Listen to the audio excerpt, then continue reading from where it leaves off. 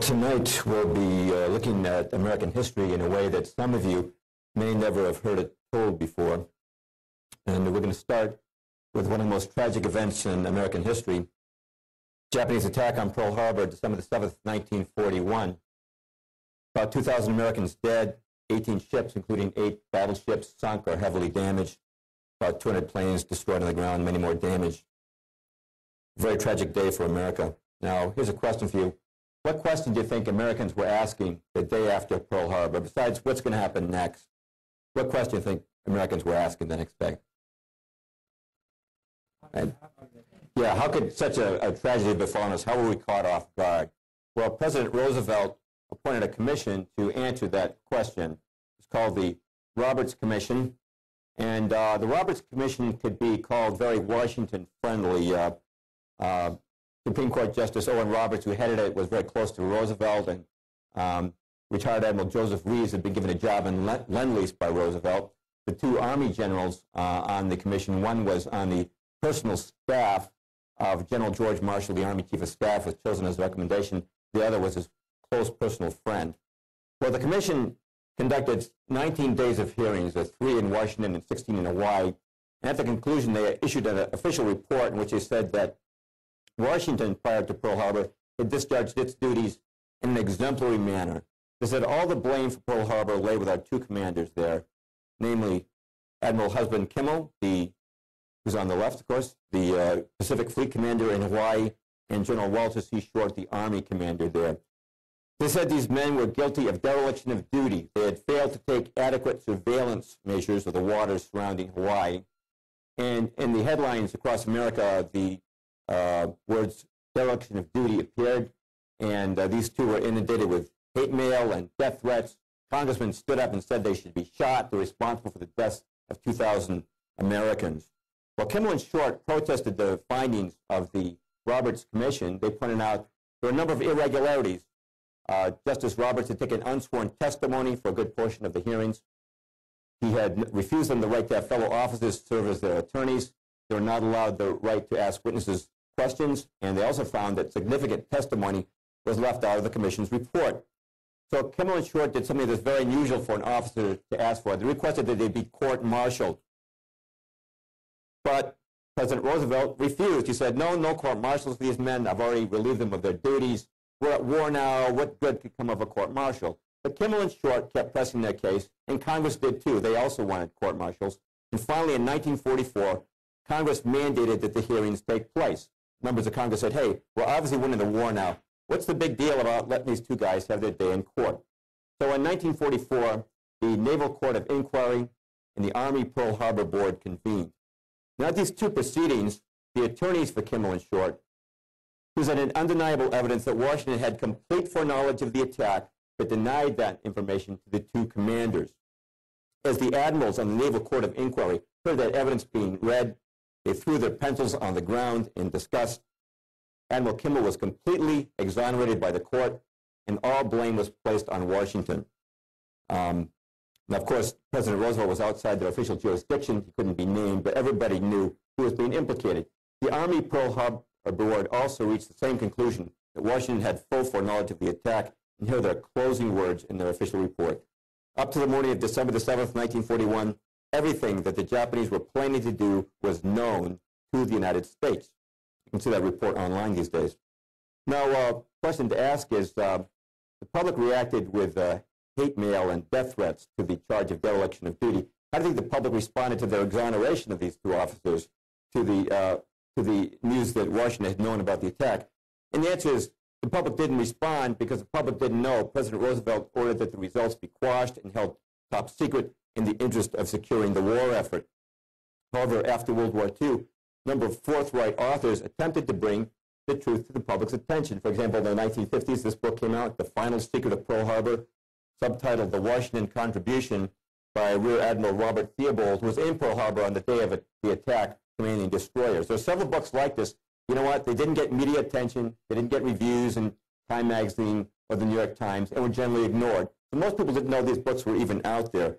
But a real breakthrough came in 1982 when John Toland, the Dean of World War II Historians, Pulitzer Prize winner, undisputed historian, published this book called Infamy, Pearl Harbor and its aftermath, because at this point, a great many witnesses had come forward who had not come forward at the time of the court-martial. Now, following the publication of Toland's book, I was asked to do a cover story. This is back in 1986 for the New American on Pearl Harbor, summarizing what Toland and other writers had said. And then in 1989, the BBC produced this documentary, Sacrifice at Pearl Harbor, which you can buy online.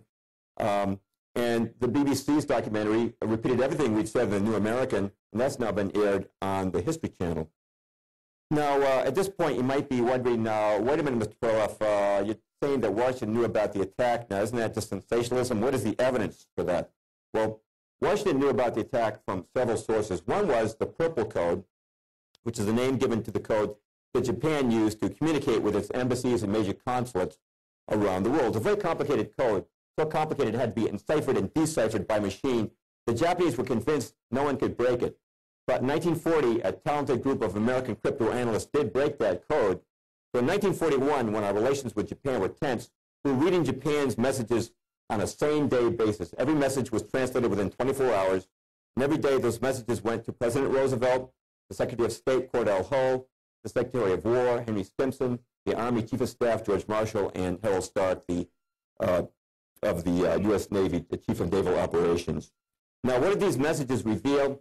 They revealed that the Japanese had ordered their spies in Hawaii to start sending Tokyo the exact locations of our ships in dock in Pearl Harbor. Now, there's nothing unusual about spies watching ship movements, but when they want to know the exact locations of your ships in dock, the only implication is that your ships have been targeted. As Pearl Harbor Day approached, Tokyo requested that the frequency of these reports be stepped up. The Purple Code transcripts also revealed that the Japanese in Germany had told the Germans that war with the United States is about to break out. It revealed that the Japanese had told their consulates and their embassy here in the United States to start burning all of their secret documents in their code books. Why? As soon as the war started, the Japanese knew they're going to lose their diplomatic immunity. Now, I don't know if any of you saw a movie called Tora, Tora, Tora. In that movie, they showed the American Secretary of State, Cordell Hull, and that's the real Cordell Hull there. In the movie, the Japanese ambassador is given a declaration of war following the attack, and he reacts with utter shock and surprise. But in real life, Cordell Hull had already read the Japanese declaration of war the day before in his own office. He read his transcript of it that had been given to him by the crypto-analysts, 13 parts of that 14-part message, as had President Roosevelt. Now, Washington also knew from a number of other sources. Joseph Grew, our ambassador to Japan, had told Roosevelt, based on information received from the Peruvian embassy in Tokyo, that if relations got worse with the U.S., Japan planned to attack Pearl Harbor with all its strength and with all its might. J. Edgar Hoover, according to eyewitness testimony, also informed the president, based on information received from a Yugoslavian double agent named Dusko Popov, who you can see interviewed on the BBC documentary I mentioned before. Popov was working for both us and the Germans, but his true loyalty was to us. It seems the Japanese had gone to the Germans to ask their advice on how to approach the attack on Pearl Harbor. Popov got that information to Hoover, who gave it to FDR, the president. Brigadier General Elliot Thorpe was a U.S. military observer in Java, which was at that time under the control of the Dutch. Now, the Dutch had also broken Japan's diplomatic codes, had learned of the Pearl Harbor attack, and warned General Thorpe. General Thorpe thought this was so serious, he sent a total of 4 warnings to Washington, until finally General Marshall's office told him, send no further warnings concerning Pearl Harbor. You can see General Thorpe interviewed on the BBC documentary, Sacrifice at Pearl Harbor. Colonel F.G.L. Weigeman was the Dutch military attaché in Washington. He has testified that he personally warned General Marshall of the attack. And Senator Guy Gillette and Congressman Martin Dies both independently received warnings of the attack. Both men later stated they had told President Roosevelt about the warnings they'd received, and in both cases he told them to just leave the information in his hands, the president's hands, and not to share it with anyone else.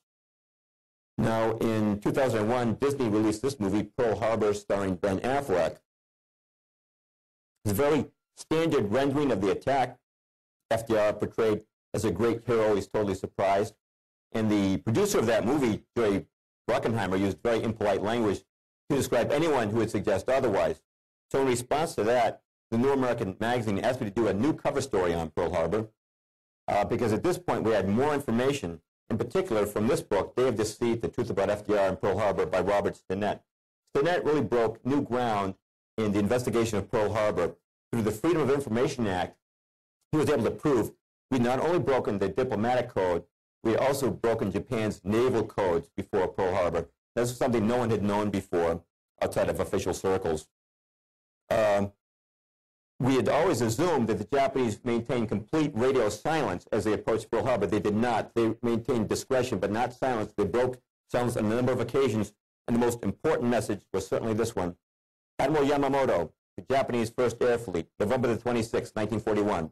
The task force keep its movements strictly secret in maintaining close guard against submarines and aircraft shall advance into Hawaiian waters, and upon the very opening of hostilities shall attack the main force of the United States fleet and deal it a mortal blow. The first air raid is planned for the dawn of X Day, exact date to be given by later order. Now, no one can read that and not understand its implications. I'd like to mention that following publication of our articles in the New American, I received a note of thanks from Colonel Walter C. Short, U.S. Army retired, son of the late Pearl Harbor commander. We were also contacted by the attorney for the Kimmel family, who requested permission to use one of our New American articles in their own efforts to exonerate Admiral Kimmel. I'd also like to mention that by a resolution of the United States Congress, Kimmel and Short have been exonerated of any wrongdoing in the matter of Pearl Harbor. But how many people know that? How many people even know there's any controversy about Pearl Harbor? Because you know what? You don't read about this stuff in the New York Times. You don't read about it in public school history books. Well, as we're going to find out tonight, there's a lot of things you don't find in those types of sources. Let's go back to World War I now. Now, what got us into World War I? If you asked an historian, they'd give a number of different provocations, the Zimmerman note, but probably the incident that was most inflammatory to the public was the sinking of the Lusitania. Now, the Lusitania was a British passenger ship on its way from New York to England, 1915. At that time, England was at war with Germany, but we had not yet joined World War I. So the ship went down, and Americans were told that the Germans simply sank this ship to be ruthless. They saw an innocent passenger ship, wanted to kill a lot of women and children, and so down it went. But that's not why the Germans sank it. They sank it because the Lusitania was loaded from one end to the other with munitions, millions of rounds of ammunition and many other munitions. Everyone who survived that disaster said there were two explosions, a smaller one and then a huge one. The small one was a torpedo hitting. The large one was the munitions detonating. The ship went down in just 18 minutes after a single torpedo hit. By the way, that's confirmed also by the logbook of the sub that sank Lusitania. The U-20's logbook said one torpedo followed by massive explosion. Equally significant, before the tragedy, Winston Churchill, who was then head of the British Admiralty, had ordered a study to be done to determine what the political impact would be if a British passenger ship was sunk with Americans on board. And there were almost 200 Americans on board the Lusitania. And prior to the sinking of the Lusitania, an exchange took place between Sir Edward Grey, the British foreign minister, and Edward Mandell House, who was President Woodrow Wilson's top advisor. Here's the exchange of communications. Grey: what will America do if the Germans sink an ocean liner with American passengers on board? House's reply: I believe that a flame of indignation would sweep the United States, and that by itself would be sufficient to carry us into the war. Joseph Kenworthy, who was then in British Naval Intelligence, Commander Kenworthy, said this: the Lusitania was deliberately sent at a considerably reduced speed into an area where a U-boat was known to be waiting with their escorts withdrawn. What does he say? How can he say a U-boat was known to be waiting? Well, the British in 1915 had cracked Germany's naval codes, and they knew the approximate location of every U-boat at that time in the British Isles. They also knew the location of the U-boat, the U-20, by reports of its recent activities. Now, in the United States, an official hearing, investigation was carried into looking into the sinking of Lusitania. But at that hearing, officials were only allowed to see a dummy manifest that omitted the ship's munitions. The original manifest that listed the munitions was ordered by President Woodrow Wilson to be hidden in the archives of the U.S. Treasury. Now, hearing this, some of you might think, well, Mr. Perloff, isn't that just sort of a conspiracy theory? Is that pretty wild stuff? Actually, almost everything I just said has already been on the History Channel. In the documentary In Search of the Lusitania, you can read about it in the book The Lusitania by a British historian, Colin Simpson. or in Room 40, which came out more recently by Patrick Beasley. Now, Beasley is a former officer in British naval intelligence, and he's considered the world's leading authority on the history of British naval intelligence. Here's what he writes in his book. I am reluctantly driven to the conclusion that there was a conspiracy, his words, to put the Lusitania at risk in the hopes that even an abortive attack on her would bring the United States into the war. All right, let's kick it back in history one more time now to the Spanish-American War. Now, what was the event that brought us into the Spanish-American War of 1898? Sinking of the Maine, that's right. Here's the Maine, the beautiful new battleship, sailed into Havana Harbor in 1898, and a few days later, an enormous explosion tore through the ship. That's what it looked like afterwards. 266 crewmen, that's most of the crew, lost their lives. Soon thereafter, headlines like this began to appear. Crisis at hand, cabinet in session, growing belief in Spanish treachery, McKinley suspicious of Spanish plot. And so America went to war. It was said that the Spanish had ordered the Maine to be sunk to intimidate us, and that they sunk it either with a mine or a torpedo. And the battle cry was, remember the Maine. But after that war, American historians continued to ponder the question, what really did sink the Maine? Well, the Discovery Channel has done a pretty good job of answering that. In 2002, they released this documentary, Unsolved History, Death of the USS Maine. Now, what they did was they asked naval engineers and other scientists from various fields to recreate the sinking of the Maine. Now, they didn't do a computer model. Believe it or not, they actually reconstructed part of the hull of the Maine using the exact same kind of steel, exact same kind of rivets. They consulted the original blueprints for the Maine, and they visited a sister ship, identical ship that's still afloat today before they did this. Then they took this hull and they applied explosive pressure under differing conditions and compared the results they got to the photographed wreckage of the Maine. Now, the Maine no longer exists today, but at one point it had been raised and extensively photographed. Well, they were able to demonstrate from the results they got that there's no question that the Maine sank from an internal explosion. An external device like a torpedo or a mine creates a totally different effect on the hull. What does that mean? If correct, it means that in 1898, the United States went to war on a wrong pretext. Now, we started with Pearl Harbor in 1941. Let's start moving towards present time. Let's start with the Korean War, 1950. The Korean War began in June of 1950 when Kim Il-sung, the dictator of North Korea, ordered his troops to invade South Korea. But here's a question very few people can answer this. How did Kim Il-sung and the communists come to power in North Korea? Very few people have an answer to that. Some people think, well, did Mao Zedong put him there? No, Mao Zedong came to power in 49 in China. This guy was already in power in 45. The answer is that we pretty much put him there in a roundabout way. And here's how it happened. During World War II, Joseph Stalin was our ally against the Germans. Now, he's a bad guy to have for an ally. You might remember, when the Germans invaded Poland in 1939, so did he. And like the Germans, he had put to death innumerable of his own people. But nonetheless, he was our ally against Germany, but not against Japan. He had a non-aggression pact with Japan. But at the Big Three Conference of Yalta, President Roosevelt asked Stalin if he'd break his non-aggression pact with Japan. He said, sure, I'll do it on one condition. The United States has to supply everything my Far Eastern Army will need. All the planes, tanks, jeeps, trucks, weapons, and food. You do that, and I'll send my army to fight the Japanese in the Far East. And Roosevelt agreed. And 100 American ships that were supposed to deliver supplies to U.S. GIs in the Pacific were diverted to the Soviet Union. Now, this has to go down as one of the worst foreign policy moves of all time. When does Stalin move into China to, quote-unquote, fight the Japanese? After we've already dropped the atom bomb on Hiroshima.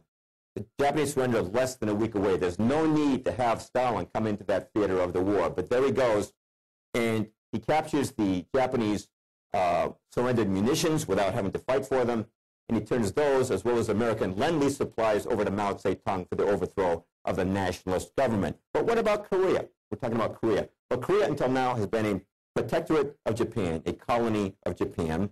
What to do with it after the war? Well, as we'll see tonight, America's most influential journal of foreign policy is called Foreign Affairs. In 1944, Foreign Affairs ran an article called Korea in the Post-War World. What they proposed was that after the war, Korea should be divided into a trusteeship. This same deal, you recall, was given to Germany after the war. Germany was divided into East and West, right? We and the Allies got the West, and the Russians got the East. Foreign Affairs proposed the same deal for Korea. They said that after the war, we should take over the South, and our noble co-victors in the Pacific, the Soviets, should get control of the North. Well, that proposal was put to Stalin by Harry Truman at the Potsdam Conference, and naturally he accepted. But I want to stress, this is an American idea. This is an American idea. Now, some people I like to become my own critic once in a while, might say something like this. Now, Mr. Perloff, let's say, you have to understand, the guys who make our foreign policy are just good Joes like you and me. But sometimes they make mistakes, like all good Joes. Mr. Perloff, have you ever made a mistake? You have? Oh, what a surprise. So do the guys who make our foreign policy. Look, we'll score you a point on the fact that it wasn't a good idea to let Stalin take charge of North Korea, okay? But you don't have to get all paranoid about it, you know? I think it's easy for you to pass judgment on this stuff 60 years after the fact. But those guys were working with the information they had at that time. The fact of the matter is, Mr. Perloff, there's no sinister conspiracy here, okay? The fact of the matter is that what happened in Korea can be very simply explained by the fact that accidents do happen. The guys made a boo-boo, that's all. All right, well, before we dismiss this as a boo-boo, I want to point out that this little boo-boo cost over 50,000 American soldiers their lives in the Korean War, and over 1.1 million Koreans. That's how many died in the Korean War. To say nothing of the untold suffering, and this is going to come up and hit me in the face. Told you that duct tape wouldn't hold. Say nothing of the untold suffering of the North Korean people. Now, before we dismiss this as a blunder, I want to quote somebody who did not think it was a blunder, and that's James Forrestal, who was Truman's Secretary of Defense. Forrestal noted that there were certain diplomats who were making decision after decision after decision that harmed the United States and benefited the Soviet Union. And he said, you know what? That can't be a mistake. Here's his actual quote. He said, consistency has never been a mark of stupidity. If the diplomats who have mishandled our relations with Russia were merely stupid, they would occasionally make a mistake in our favor. By the way, some of you guys know, how did James Forrestal die? Yeah, May the 22nd, 1949, he fell to his death from a window on the 16th floor of Bethesda Naval Hospital. Now, there's some people who have an explanation for that, too. Accidents do happen. Hey, they probably just slipped on a banana peel and took a header out the window. Happens every day. No, if you want to do an interesting study, go on the internet and start looking into the death of James Forrestal, which was no accident. But let's go on now to the Vietnam War. Now, what was the name of the resolution that authorized, the congressional resolution that authorized President Johnson to intervene? That's right, the Tonkin Gulf Resolution, 1964, which was supposed to be a response to an alleged attack on the U.S. Navy by North Vietnamese torpedo boats in the Gulf of Tonkin on August the 4th, 1964. Personally, I'm in a torpedo boat. I don't think I'm trying to attack the U.S. Navy. But one man who was there was this man, James Stockdale. Admiral Stockdale, recipient of the Congressional Medal of Honor, was a Navy pilot stationed in the Tonkin Gulf and flew to the scene at the time of the alleged attack. Eventually, he was shot down, and he spent several years in a communist concentration camp, returned to America, and eventually wrote his memoirs called In Love and War. I'm going to quote from his book, What He Witnessed on the Day of the Alleged Tonkin Gulf Attack. This quote's just a little too long to put up on the screen, so bear with me. I'm going to pick it up from Stockdale's return to the aircraft carrier Ticonderoga. Wheeling into the ready room, I had hurriedly left 3 hours before. I came face to face with about 10 assorted ship's company, air group, and staff intelligence officers, all with sheepish grins on their faces. The mood of the group was informal and mirthful. Obviously, they had some big joke to tell me. What the hell's been going on out there? They laughingly asked. Damned if I know, I said. It's really a flap. The guy in the Maddox, that's one of the destroyers, air control radio, was giving blow-by-blow accounts just like he did on Sunday. Turning left, turning right. Torpedo to the right of us, torpedo to the left of us. Boom, boom, boom. They got right down there, shot whatever they were shooting at. Came around toward the destroyers once, right on the deck, chasing some imaginary PT boat they said was running up behind them. Did you see any boats? Not a one. No boats, no boat wakes, no ricochets off boats, no boat gunfire, no torpedo wakes. Nothing but Black Sea and American firepower. For goodness sakes, I must be going crazy. How could all that commotion be built up out there without something being behind it? Now, the next morning, Stockdale was woken by a young officer. Who are you, I asked. I'm the junior officer of the deck, sir. The captain sent me down to wake you. We got a message from Washington telling us to prepare to launch strikes against the beach, sir. What's the idea of the strikes, I asked. Reprisal, sir. Reprisal for what? For last night's attack on the destroyers, sir. I flipped on my bed lamp, and the young officer left. I felt like I'd been doused with ice water. How do I get in touch with the president? He's going off half-cocked. The fact that a war was being conceived out here in the humid muck of the Tonkin Gulf didn't bother me so much. But for the long pole, it seemed to me important that the grounds for ending war be legitimate. After there was a bad port, we seemed to be under the control of a mindless Washington bureaucracy, vain enough to pick their own legitimacies, regardless of evidence. Now, just bring it up to, one more thing I want to mention about Tonkin Gulf. As some of you may know, the Tonkin Gulf Resolution was written before the Tonkin Gulf incident took place.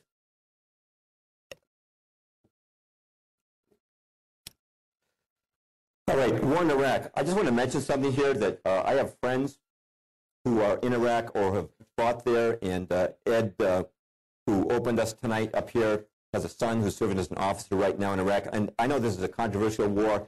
I just want to assure you that none of us here are speaking critically out of unpatriotic motives. We regard patriotism as a virtue. I just want to say one thing about the war in Iraq, which is today we're being told we're in Iraq to bring freedom and democracy to the Iraqi people.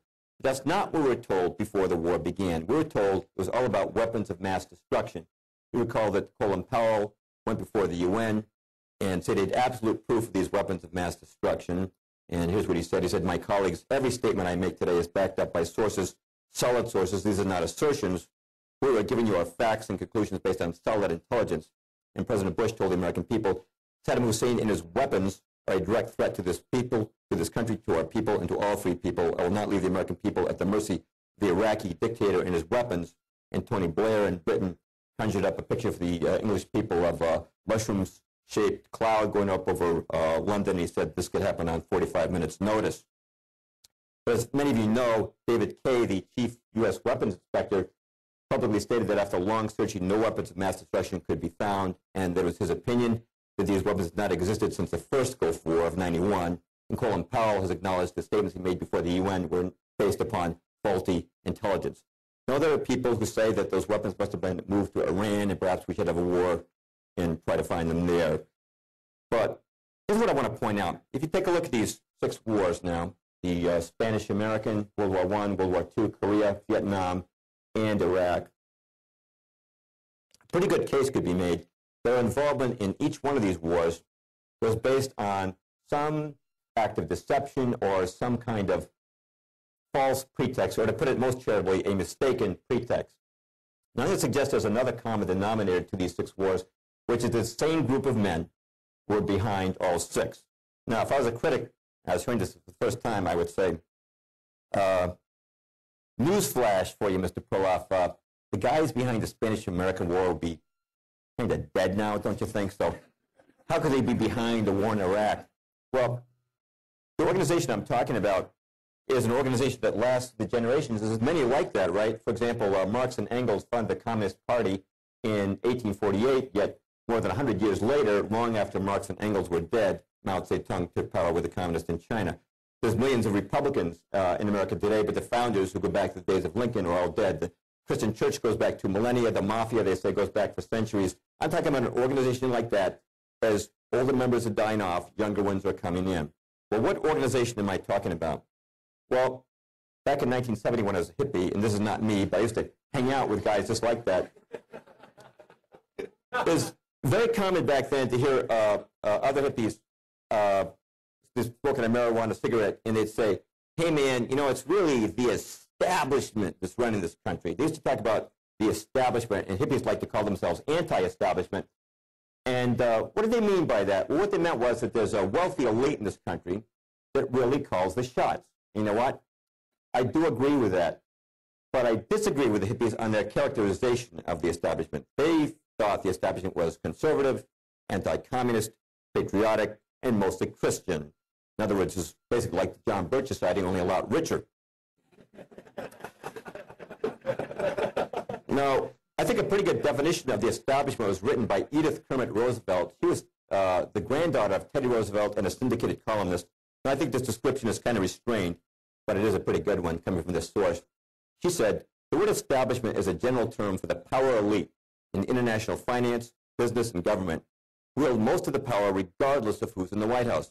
Most people are unaware of the existence of this legitimate mafia, yet the power of the establishment makes itself felt from the professor who seeks a foundation grant to the candidate for a cabinet post or a State Department job. It affects the nation's policies in almost every area. I want to underscore two things that Roosevelt said. One is international finance. As we'll see today, the establishment is linked to Wall Street and the banking community, and also regardless of who's in the White House. In other words, to these guys, it doesn't matter whether a Democrat or Republican is sitting there, they still have the power.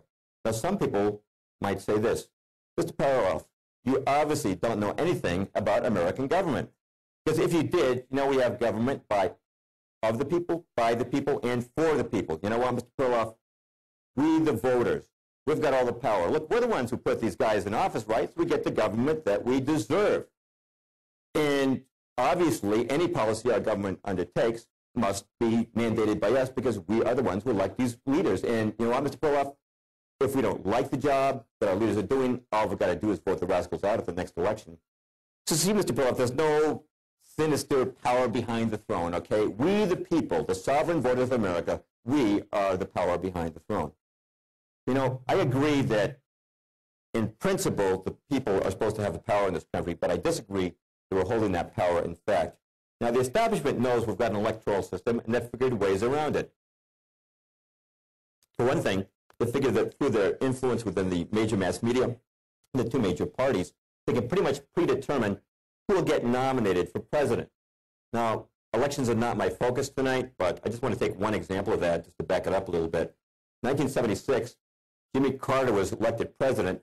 Here's a trivia question for you. 7 months before the Democratic National Convention, what percentage of registered Democrats favored Jimmy Carter for president? Anyone want to guess? Yeah, you're all very close. Yeah, it was less than 4%. Most people didn't even know who Jimmy Carter was. So what happened? Well, Carter was invited to the Tarrytown, New York estate of David Rockefeller, who many consider the kingmaker of the American establishment. Also there was Zbigniew Brzezinski, who Carter later made his national security advisor. And Barry Goldwater, many of you know, former Republican presidential candidate, former senator from Arizona, wrote about this meeting between Carter and these two men. And here's what he said. David Rockefeller and Zbigniew Brzezinski found Jimmy Carter to be their ideal candidate. They helped him win the nomination and the presidency. To accomplish his purpose, they mobilized the power of the Wall Street bankers and the media controllers. Let me flesh that in a little bit. Media controllers. By the time the nomination convention rolled around that summer, Carter's picture had appeared on the cover of Time magazine 3 times, and Time's cover artists were told to make him look as much like John F. Kennedy as possible. His picture appeared on Newsweek's cover twice by the time of the convention. The New York Times ran a number of puff pieces on Jimmy Carter, including a piece in the New York Times Magazine. The Wall Street Journal ran an editorial saying the best possible Democratic candidate making the best president for America would be Jimmy Carter. And, of course, that swung the businessman vote. And every night, the 3 networks at that time, NBC, ABC, and CBS, inundated people with pictures of Jimmy Carter. And guess what? When the convention came around, Jimmy Carter got the nomination. But do you think that he got that nomination because all across America, the sovereign voters of America spontaneously decided that they wanted Jimmy Carter for president? Or was it because he was picked in a high place and packaged and sold to the American public? I respectfully suggest that it was the latter, and I also respectfully suggest it's been the latter for most of our major party candidates over the last century. But it's not just about elections. The establishment has established bridges of influence to the sitting president, the most important of which is the Council on Foreign Relations, CFR for short, headquartered in New York City with a branch in Washington. And of course, it's the subject of my book, The Shadows of Power, subtitled The Council on Foreign Relations in the American Decline. Now, how does the council influence the president? We're going to talk about that. But first, I'd like to establish this. What is the goal of the Council on Foreign Relations? The goal is world government. And I'm just going to quote Admiral Chester Ward. He was former judge advocate of the U.S. Navy. He was invited into membership in the Council on Foreign Relations. He spent 16 years there. He was shocked by what he found. Here's what he wrote. He said, the main purpose of the Council on Foreign Relations is promoting the disarmament of U.S. sovereignty and national independence and submergence into an all-powerful one world government. Well, from Boston, we have the Boston Herald up there. They even were bold enough to do an editorial against the Council on Foreign Relations, in which they call them foreign policy fuzzy thinkers who worship world government. And in my book, The Shadows of Power, I have many quotes, both from the critics and from the Council itself, demonstrating that they advocate the establishment of a world government. By the way, what do we mean by that? What do we mean by world government? Well, today, Brazil is run by the Brazilian government, right? And Japan runs, the Japanese government runs Japan. A world government would be a single government ruling the entire globe. Now, some people would think, come on, Mr. Perloff, that's never going to happen in a million years. You know, it's happening right now in Europe, European Union. You know, at one time, countries like Spain and England were mighty empires. Now they're becoming little more than provinces in the European Union. Their legislatures each year increasingly serve just to ratify decisions made by the European Commission in Brussels. And as you know, they're consolidating their currencies into the euro. They're consolidating their militaries. They say they're going to have a European Pentagon. They have European Constitution. Europe right now is a model of global government on a regional scale. As we'll see tonight, the same thing is planned for North America. Now, the Journal of Foreign Policy for the Council of Foreign Relations is called Foreign Affairs. And I read every issue, well, I went through every issue before writing The Shadows of Power, going back to its original publication date of 1922, and I found many calls for world government. For example, in the first year of publication, 1922, we read this: obviously there's going to be no peace or prosperity for mankind so long as it remains divided into 50 or 60 independent states. The real problem today is that of world government. Let me underscore something that was said here. I found that these guys constantly use the words peace and prosperity to describe what world government will bring us.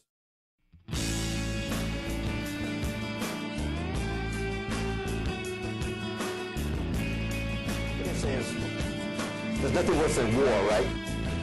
The only reason we have war is that we have different countries. These countries make war on each other. Now, if we just lived under a world government, we'd all live in peace, brotherhood, and happiness. Well, contradicting that is this man, Professor Rudolph Rummel, Professor Emeritus of Political Science at the University of Hawaii, did an interesting study on death in the 20th century. And what he found that in that century, 4 times more people died at the hands of their own government than died in war. So it seems that there is something worse than war, which is totalitarian government. The question you got to ask is, if we have a world government, who's going to run it? Now, globalists will say, well, international coalitions are great. Look at how they stopped Saddam Hussein. What happens if Saddam Hussein runs your world government? If you got only one government on the earth, where are you going to run to hide? There's no government now you can run to protect you. The Founding Fathers of America knew that it's very dangerous to put all power in one place.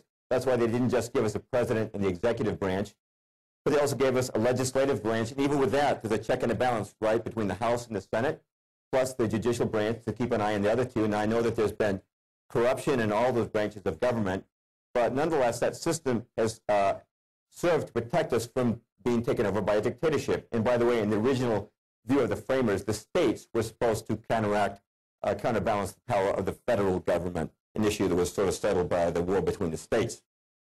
James Madison, our 4th president, said this: the accumulation of all power in the same hands may be pronounced the very definition of tyranny. You can be sure if you accumulate all power in the world government, it'd be the worst tyranny this planet has ever seen. Well, what about this Council on Foreign Relations? How did it get started? It traces its roots back to the Paris Peace Conference of 1919, which was settling the aftermath of World War I.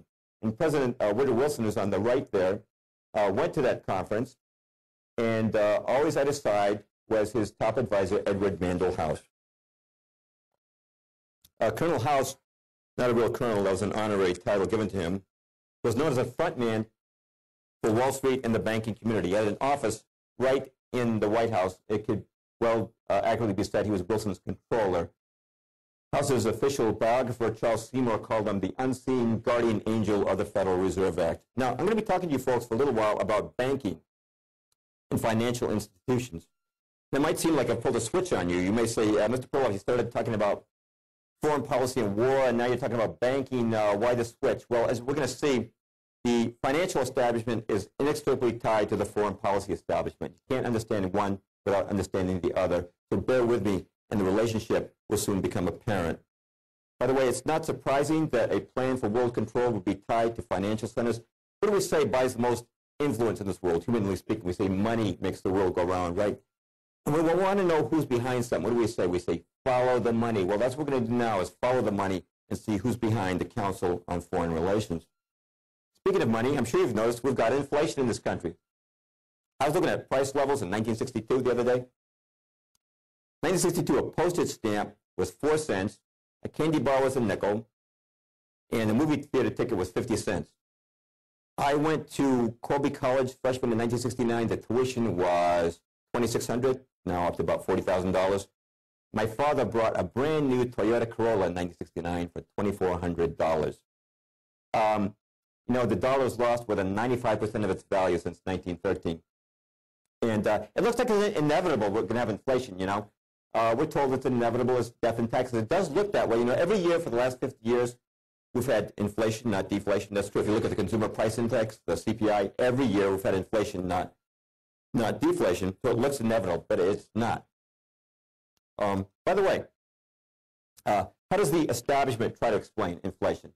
They explain it kind of like this. You know, it's the fault of the American worker. Some guy has a baby, and he goes to his boss. He says, "Boss, I just had a baby. Can I have a raise of $20 a week?" And the boss says, "Well, Joe, I'd like to give you a raise of $20 a week.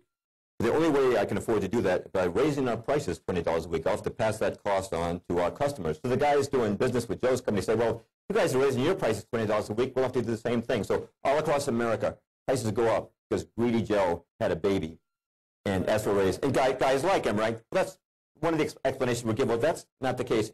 Inflation is not inevitable. Let me show you a very interesting graph. These are price levels in America going back to 1665. And I want you to notice that for the first 250 years of our history, we had no net inflation. It's only over the last century we've had this skyrocketing inflation. So some people might object and say, "Hey, Mr. Perloff, there's some blips in there." Yeah, what are those blips? Those blips are wars. The first one is the Revolutionary War. Second one is War of 1812. The third one is the Civil War.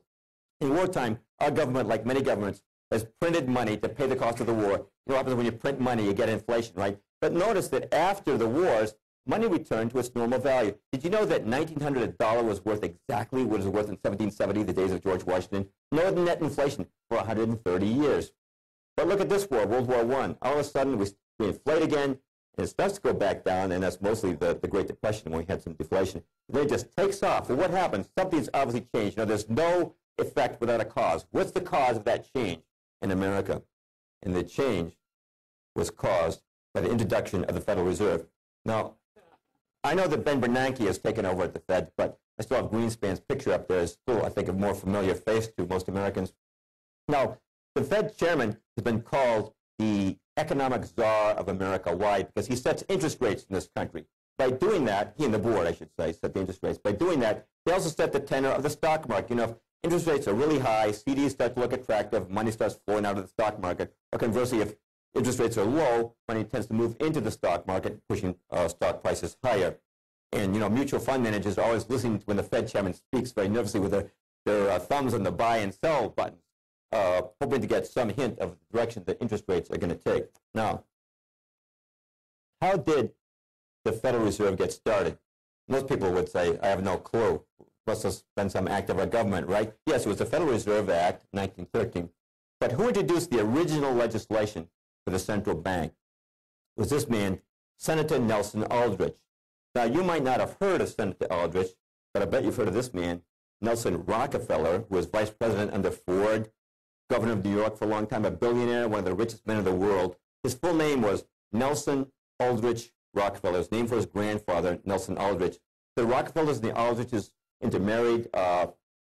Aldrich's son, Winston Aldrich, became president of the National City Bank, owned by the Rockefellers.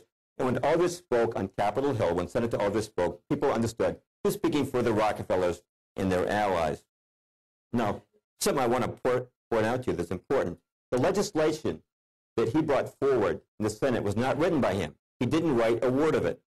It was written at a secret meeting of the world's most powerful bankers at J.P. Morgan's hunting club on Jekyll Island off the coast of Georgia. Now, some people would say, oh, come on, Mr. Perloff, you don't expect us to believe that, okay? What evidence is there that this conspiracy took place?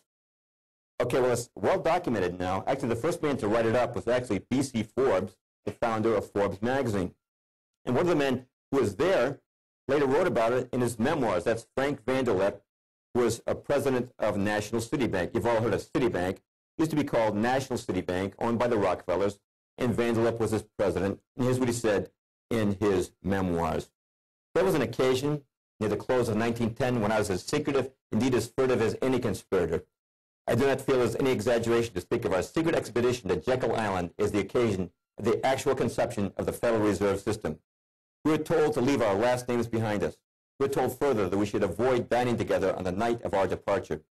We were instructed to come one at a time and as unobtrusively as possible to the terminal of the New Jersey Littoral of the Hudson, where Senator Aldrich's private car would be in readiness attached to the rear end of the train for the south. Once aboard the private car, we began to observe the taboo that had been fixed on last names. Discovery, we knew, simply must not happen. If it would be discovered that our particular group had got together and written a banking bill, that bill would have no chance whatever of passage by Congress, unquote. Okay, who's at this meeting? Representatives of the three most powerful banking houses in the world. It's kind of like a meeting of the mafia dons. Representing the House of Rockefeller are Vanderlip and Aldrich. Representing the House of J.P. Morgan, from left to right, are Benjamin Strong, head of J.P. Morgan's Bankers Trust Company.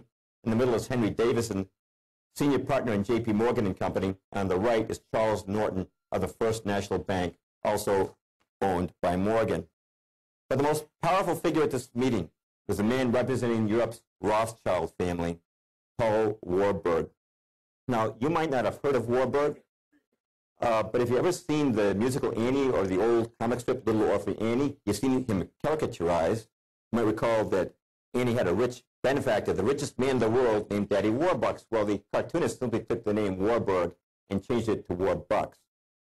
Actually, myself, I think that this fictional banker is a better representation of Warburg. But who was Warburg? Well, Paul Warburg was a German banker, a partner with the Rothschilds, who'd grown rich in Europe by establishing central banks to loan money to the governments of Europe. And in 1902, the Rothschilds sent Warburg to America with instructions to found a similar bank here in the United States. As soon as he came here, he became a partner in Kuhn, Loeb and Company, which was the Rothschild banking satellite in New York City. And he quickly formed an alliance with John D. Rockefeller and J.P. Morgan. Now, this alliance was nothing new. It went way back. The Rothschilds had actually provided the original seed money for the Standard Oil fortune of Rockefeller. They'd also bailed out J.P. Morgan when his firm was in trouble in the 19th century. Now, in 1907, J.P. Morgan, who owned a large number of newspapers, started a rumor about the insolvency of a couple of rival banks, namely the Knickerbocker Bank of New York and the Trust Company of America. This led to runs on these banks. You've seen that movie, It's a Wonderful Life. You've seen an example of a run on the bank. You know, banks loan out the money that's on deposit. That's how they make their profits. But if all the depositors were to panic and run to the bank and ask for their money, and the bank had loaned out too much of it, the bank could collapse. That's what happened to these two banks. This spread to other banks and became known as the Panic of 1907. Immediately following that, Morgan's newspapers and Rockefeller's newspapers and Senator Aldrich began clamoring, America must have a central bank to prevent any repetition of such a crisis, and that became the Federal Reserve. Now, why do they want a central bank? Well, predisposed Woodrow Wilson appoints vice chairman of the original Federal Reserve will set America's interest rates. Problem, Paul Warburg. The very guy who ran the meeting on Jekyll Island is now put in charge of the system. Who's put in charge of the New York Federal Reserve, the system's nucleus? Benjamin Strong. The very guys who devised the Federal Reserve Act are now given control of the system. In other words, the coyotes are now in charge of the hen house. But why do they want a central bank? Well, Paul Warburg at Kuhn Loeb was making an annual salary of $500,000 a year. That's a lot of money back then. That's equivalent to more than $10 million a year now. Paul Warburg gave up that position to accept a job on the Federal Reserve Board, a position that paid only $12,000 a year. Now, why did he do that? Some people might say, well, Jim, I'm sure that when Warburg came to this country, he must have gotten caught up in a frenzy of patriotism. And in this mad frenzy of patriotism, he altruistically gave up his job at Kuhn Loeb so he could join the Federal Reserve Board and stabilize the American economy. I don't think that was it. I think Paul Warburg said to himself, why should I make a piddling, diddling 500,000 at Kuhn Loeb when I can make countless millions for myself and my friends in high finance by setting interest rates in this country on the Federal Reserve Board? Snap my fingers once, stock market's going to go up. Snap them twice, stock market's going to go down. Now, I feel a critic coming on. Charles Lindbergh Sr. was one of the most eminent men in Congress and helped lead the fight against the Federal Reserve. That's right, there was a fight against the Federal Reserve. There are many who I could quote on this, but I'm going to quote Congressman Lindbergh because his name has recognition value. Here's what he said when the bill was being debated. Here's what he said on the floor of the House. This act establishes the most gigantic trust on earth. When the President signs this act, the invisible government by the money power, proven to exist by the money trust investigation, will be legalized. Let's stop right there. What does he mean by the money power? He's talking about the alliance between the houses of Rockefeller, Morgan, and Rothschild. The money power overawes the legislative and executive forces of the nation. I have seen these forces exerted during the different stages of this bill. From now on, depressions will be scientifically created. The new law will create inflation whenever the trust wants inflation. If the trust can get a period of inflation, they figure they can unload stocks on the people at high prices during the excitement, then bring on a panic and buy them back at low prices. The people may not know it immediately, but the day of reckoning is only a few years removed. Now, these words by Lindbergh were pure political prophecy. Was there inflation, like he said? Yeah, take a look. As soon as you get the Federal Reserve, that's when your inflation starts occurring. Was there a stock market excitement, like he said, with the people entering into a panic stage where the rich could buy them back at low prices? Yes, that was the stock market crash of 1929. Now, see these guys here? We have Warburg, John D. Rockefeller, the younger J.P. Morgan has now taken over for his father. Bernard Baruch, another banker who operated within this cartel. Joseph P. Kennedy sort of operated at the fringes of the establishment. These guys were all out of the stock market in 1929. Now, if you consult their biographies, it says that it was because of their wisdom, their financial wisdom. They weren't foolish like the millions of small investors who were wiped out in 1929. But I suggest there's another reason, which is control. If you knew in 1929 that the Federal Reserve was about to jack up interest rates, you could be out of the market. Louis McFadden, Congressman McFadden, was head of the chairman of the House Banking Committee. He said this of the stock market crash of 1929.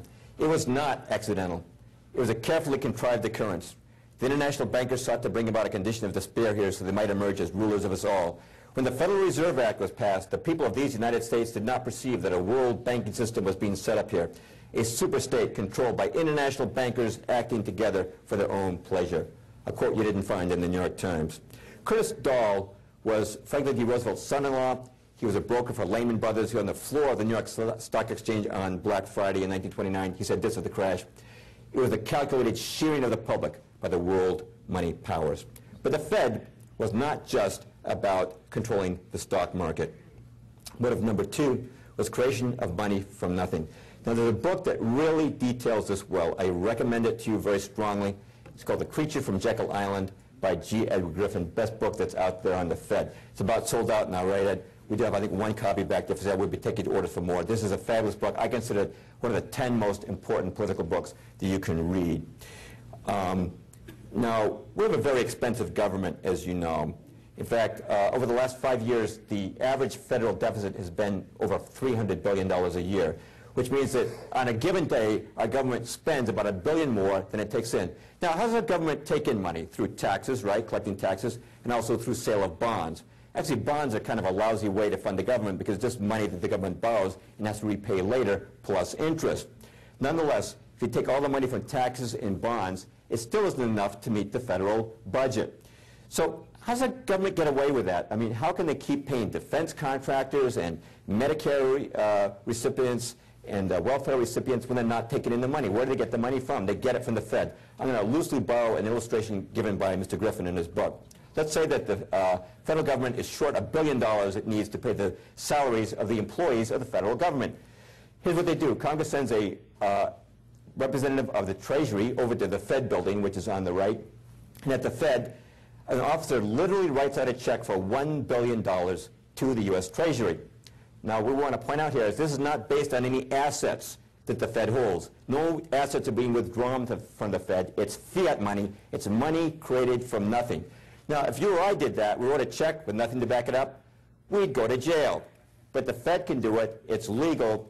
They call it monetizing the debt. Now, some people would say, well, Mr. Perloff, that helps our government meet its obligations. How did that ever help the bankers? Well, for one thing, by creating money from nothing, they gave the U.S. government a license to spend money on wars and other policies that the establishment wanted them to undertake without limit. And of course, corporations like your modern Bechtel and Halliburton could now become the recipients of great government largesse when the government could create money from nothing. But it also benefited the bankers directly. These guys who sat at Jekyll Island were no stooges. They understood what they were doing. They knew this. What are the employees of the federal government going to do with that $1 billion in salary that's just been created from nothing? They're going to go deposit it in their banks. You've just created $1 billion in bank deposits for nothing. How does a banker make his money? By loaning out the money on deposit. The more that's on deposit, the more he can loan out and the richer he can get. By the way, that $1 billion actually becomes $10 billion because under the Federal Reserve's rules, a bank needs to have only $1 on deposit for every 10 that it loans out. What did that mean for the bankers?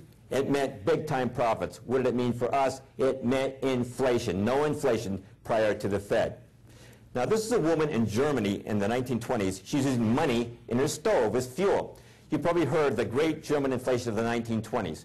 To pay off their war debt, the Germans printed massive amounts of money. It was so bad, the inflation, that it took 200 million marks just to buy a loaf of bread. And people used to walk down the street with their money in a wheelbarrow.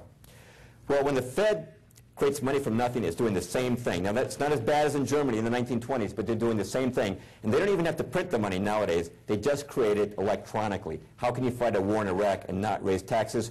You inflate the currency. Now, I should mention that politicians love this system. You know why? They know if you raise taxes, that's a kiss of death at election time. But if you fund the government by simply creating more money, who do we blame? Do we blame the government or the Fed? No, we blame the grocery store. Why are you raising prices again? We blame the, college tuition is going up. We blame the college. We never look at the actual source, which is the government. But the bankers had a problem. Okay, we're creating billions of dollars from nothing, but to be profitable, those deposits have to be loaned to somebody. Now, who do you suppose they wanted to loan that money to? They were creating from nothing. Think they wanted to loan it to a guy like me? No. For one thing, I don't borrow that much. Also, my business might go belly up. They wanted to loan it to one particular individual. You know who it was? This man right here. That's right. They wanted to take the money they created from nothing by the Fed and loan it right back to Uncle Sam, which brings us to reason number 3 for the Fed. Interest on loans to the American government. The Fed was empowered to buy and sell bonds for the federal government and to have a voice in setting the rates on those bonds. And who was going to buy up those bonds? Naturally, they would. Of course, you and I can buy a bond too, but the bankers knew very well that they were going to buy most of them. But they still had a problem. How's the American government going to pay back all the interest on all this debt? Because in 1913, the American government had very few sources of revenue. Its biggest source of revenue at that time was tariffs. You know what they came up with? They came up with the income tax. Some people don't know there was no income tax in this country before 1913. In fact, in 1895, the Supreme Court ruled that an income tax was unconstitutional. The only way to get an income tax enacted was to pass an amendment, or try to pass an amendment, to the Constitution. Now, who introduced the income tax amendment? You only get one guess on this. What legislator? Nelson Aldrich. The same man introduced the original legislation for our central bank. Now, why did the American people accept the income tax? Yeah, that. And also, originally, it was only 1% of your income.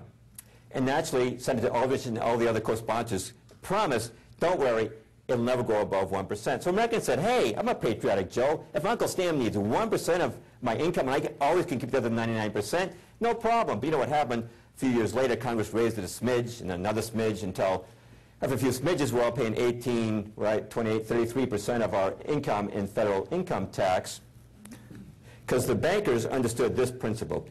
If you want to boil a frog, you can't just drop him in boiling water. He'll jump out. If you want to boil a frog, put him in lukewarm water and gradually turn up to a boil, and he'll never even know he's been cooked. And that's what they did with the income tax. The intention all along was to raise it from the 1%. Now, some people would say this, Jim, that's foolish. The rich wouldn't want an income tax. The income tax soaks the rich. Well, it's true. If you know a guy who's making $100,000 or $200,000 a year, that guy probably pays a lot of tax, but not these guys. Now, in 1970, when I was 18, I worked for Kelly Labor in downtown Boston at minimum wage, $1.80 an hour. You know, I paid more income tax that year than the billionaire Nelson Rockefeller, who didn't pay 1 cent in income tax. How do we know that? Because when he became vice president in the Ford, he had to reveal his income tax returns. Back in the 1930s, the Bacora hearings revealed that J.P. Morgan had not paid any income tax at all in 1931 and 1932. How did these guys get away with it? Well, the main way is they put their assets into tax-free foundations, which is a whole other subject we're not going into tonight. But those foundations serve to further the power and influence of the establishment, for example, by providing funds for colleges to force them to teach a certain agenda to their students. Now, look at these dates with me, 1913, 1914. Now, in 1913, the bankers have established the Federal Reserve, which enables them to make billions of dollars out of nothing, which they can loan to the federal government at interest rates they themselves will set. Also in 1913, they've established the income tax by which they can extract repayment from the American people. Only one thing is missing. America needs a reason to borrow. Now, if only something would happen that would cause the American people to borrow money, if only something would happen to cause a lot of borrowing. What happened in 1914? 6 months after the Federal Reserve Act was passed, Archduke Ferdinand is assassinated. America later goes to war. And the result of that, our federal deficit, which was $1 billion, pretty manageable sum, $1 billion before the war, became $25 billion by the end of the war, and we've never looked back on debt since. Now, some people have another explanation for these dates, which is, hey, stuff happens. You know, it's all a coincidence. Now, as you heard in the introduction, I've written a couple of books on creation versus evolution. I give PowerPoints on that. And what I talk about there is the evidence that God designed the world, that the world has far too much complexity and design in it. I talk about the fact that the goodness in the world is design. And people sometimes ask me, what's the relationship between your two talks? Well, the relationship between that and tonight's talk is, I'm also saying that evil also occurs by design. Do I believe accidents happen? I sure do, but not in politics. Now, some people might say this, Mr. Perloff, you know, the Federal Reserve and income tax, right, those are underpinnings of our free enterprise system here. There's American as mom, apple pie, baseball, and the American flag. Mr. Perloff, to criticize these things, you sound like a darn communist. Well, if you think that, you need to read the Communist Manifesto, because in that book, Karl Marx laid out 10 steps necessary to create a communist totalitarian state. Step 2 was a heavy progressive or graduated income tax. And step 5 was centralization of credit in the hands of the state by means of a national bank with state capital and an exclusive monopoly. So in 1913, we actually enacted 2 of Marx's precepts for the establishment of a communist state. This is not part of free enterprise. The Founding Fathers never intended for you to have an income tax. It was not in the Constitution. As far as the creation of money goes, the Constitution says Congress, or elected representatives, shall have the power to coin money and regulate the value thereof, not private bankers. Now, young people today are really struggling, you know, money troubles, fights over money. And, you know, a young man today will say sometimes, well, you know, my great-grandfather came to this country in 1900. He had 10 kids, his own house, his wife never worked a job. How did he do it? You know, me and Mindy, we got 1 kid, 2 jobs, can barely make the rent. Well, when great-grandpa came here, there was no income tax. Now, people today are spending about half their income, workers that is, on tax. It's true when you take your income tax, federal income tax, state income tax, Social Security tax, real estate tax, sales tax, excise tax, all the other taxes, you're spending about half your earnings on taxes. Now, does it make sense that if you lose half your money to taxes, you'll need 2 jobs now to make up the difference? Plus, when great-grandpa came here in 1900, he had a stable dollar. It was worth the same next year as last year. So, we have a problem on our hands, but the bankers, I want you to know, they're really sorry about all this trouble they've caused, and they've come up with a solution. Say, we're really sorry about all this inflation and tax. We know you can't make ends meet, so that's why we send you 3 credit card offers in the mail every day.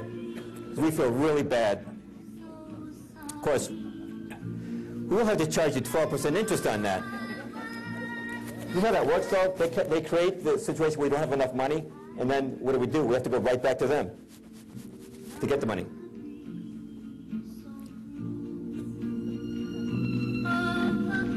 Good voice, that Greenspan. Well, when the Federal Reserve was being planned on Jekyll Island in 1910, the president at that time was William Howard Taft. And Taft was opposed to the Aldrich plan for a central bank. For that reason, the bankers decided to get rid of him. And the man they chose to replace him was Woodrow Wilson. Now, Wilson, prior to running, met with Bernard Baruch, who was part of the cartel, and he promised Baruch he would do 4 things if he was made president. He would lend an ear to advice on who should occupy his cabinet.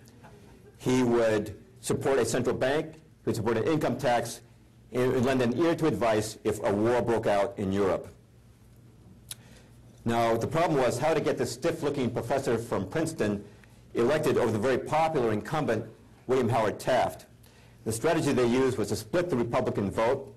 J.P. Morgan and Company put money on the former Republican president, Teddy Roosevelt, who ran what's called the Bull Moose, the short-lived Bull Moose ticket.